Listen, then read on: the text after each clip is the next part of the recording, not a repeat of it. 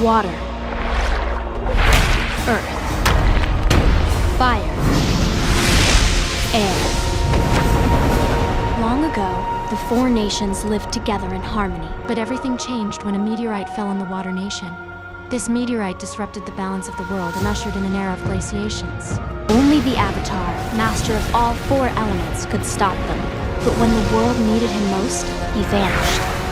Many years later, a young bender named Kaen emerged from the Fire Nation.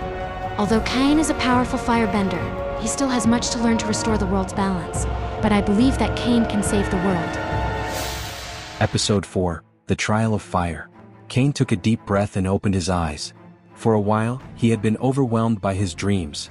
The voice of the old Avatar echoing in his mind had not left him alone in this world.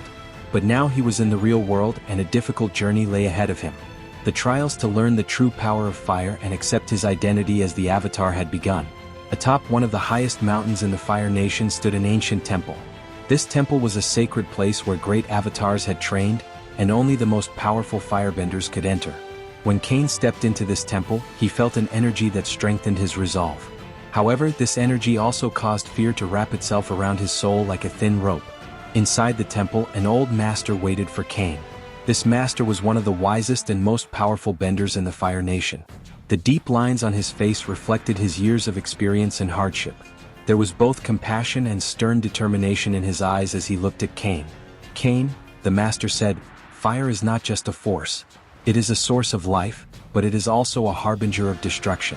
If you cannot control it, it will consume you and your loved ones." The first trial was to test the power of summoning fire. Kaen focused, opening his palms. He felt the heat rising within him, but the fire was different than usual, more savage, less docile. For a moment, the flames that shot from his hands seemed to be breaking out of his control, but Kaen pulled himself together at the last moment. The flames faded as they hit the stone walls of the temple. Kaen took a deep breath and looked at his master. "I can do better," he said, forcing himself. The second trial was to control the destructive power of fire. Kaen gathered a large fireball into his hands, trying to make it smaller, to soften it. But the fire resisted his movements. The flames grew larger, as if they had a will of their own.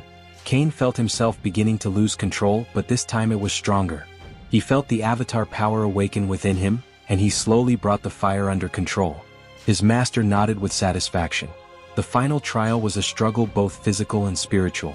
Kaen had to learn to see fire as a life force, rather than just controlling it. The master placed Kaen in the center of a large ring of fire. The flames circled around him, gradually narrowing. Kaen was about to panic. The flames were challenging him. But he took a deep breath and closed his eyes. He reminded himself that the flames were not only a source of power, but also a source of life, as natural as breathing. With that thought, the flames slowly began to die down.